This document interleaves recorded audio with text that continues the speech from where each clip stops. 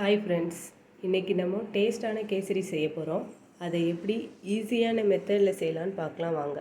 கேசரி செய்கிறதுக்கு தேவையான பொருட்கள்: 100 கிராம் ரவை, 250 கிராம் ஜீனி, ஏலக்காய் பவுடர், கேசரி பவுடர், 20 போல் முந்திரி பருப்பு, 500 ml வாட்டர், 50 ml நெய். தேவையான பொருட்கள் எல்லாம் எடுத்து வச்சிட்டோம். இப்போ நம்ம எப்படி செய்யலான்னு பார்க்கலாம். இப்போ நம்ம 1 ஸ்பூன் நெய்யை ஆட் பண்ணி அந்த முந்திரி பருப்பை வறுத்து எடுத்து வச்சுட்டு அதிலே ரவையையும் போட்டு வறுத்துக்கணும். ரவை இந்த அளவுக்கு ஸ்மெல் வர அளவுக்கு வறுத்தா போதும், ரொம்ப செவந்துட வேண்டாம். இப்போ இதை ஒரு பிளேட்டுக்கு மாற்றி வச்சிடலாம். இப்போ நம்ம தண்ணி ஆட் பண்ணி கொதிக்க வைக்கணும். நான் 500 ml வாட்டர் எடுத்திருக்கேன். இந்த அளவில் அதிகமாக வாட்டர் வச்சு நம்ம செஞ்சால் தான் அந்த கல்யாண வீட்டெல்லாம் செய்கிற மாதிரி சாஃப்டாக இருக்கும், கையில் ஒட்டாமல் கேசரி நல்ல டேஸ்ட்டாக வரும். தண்ணி இந்த அளவுக்கு நல்லா கொதிச்சோடனே இதில் கேசரி பவுடரும் ஏலக்காய் பவுடரும் ஆட் பண்ணிக்கணும். லைட்டாக கேசரி பவுடர் அண்ட் ஏலக்காய் பவுடர் ஆட் பண்ணிக்கிறோம். இப்போ நம்ம ரவையை போட்டு கிளறி விடணும். நம்ம ரவையை போட்டு கிளறி விட்டோன்னே அது நல்லா சாஃப்டாக கொஞ்சம் வேகிற வரைக்கும் வெயிட் பண்ணலாம். ஜீனியை ஆட் பண்ணிக்கலாம்.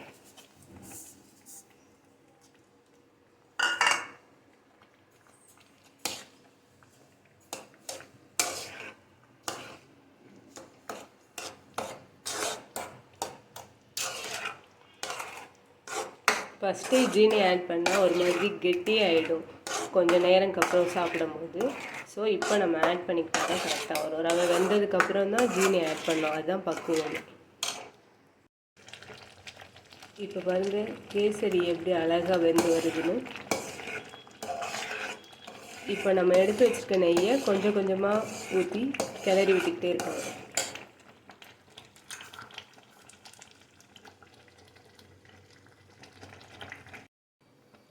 பார்த்திங்களா, கேசரி எப்படி அழகாக ரெடி ஆகிட்டு வந்துட்டுருக்கு.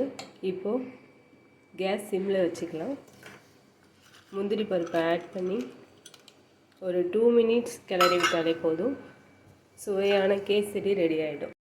ஃபைனலாக நம்ம 1 ஸ்பூன் நெய் ஆட் பண்ணிக்கலாம். இப்போ நம்மளோட கேசரி ரெடி ஆகிடுச்சு. இந்த மாதிரி பக்குவம் இருக்கும்போதே நம்ம நெல்லுன்னு இருக்கப்போயே ஆஃப் பண்ணிடணும். அப்போ தான் ரொம்ப நேரம் ஆனாலும் கேசரி சேம் பக்குவத்திலே இருக்கும். ஸோ இல்லைன்னா ஒரு மாதிரி கட்டி ஆகிடும்.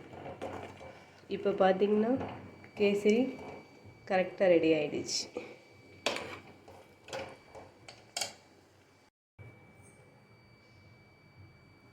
இப்போ நம்மளுக்கு கேசரி எப்படி அல்வா மாதிரி கரெக்டாக ரெடி ஆகிருக்கு. ஒரு 5 மினிட்ஸ்க்கு அப்புறம் சாப்பிட ஆரம்பிக்கலாம். இப்போ கேஸ் ஆஃப் பண்ணிவிட்டு அப்படியே சூட்டில் இருக்கணும்.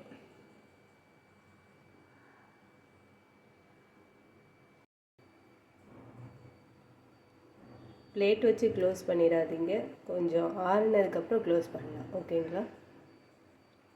நீங்களும் இதே மாதிரி வீட்டில் கேசரி ட்ரை பண்ணி பாருங்கள்.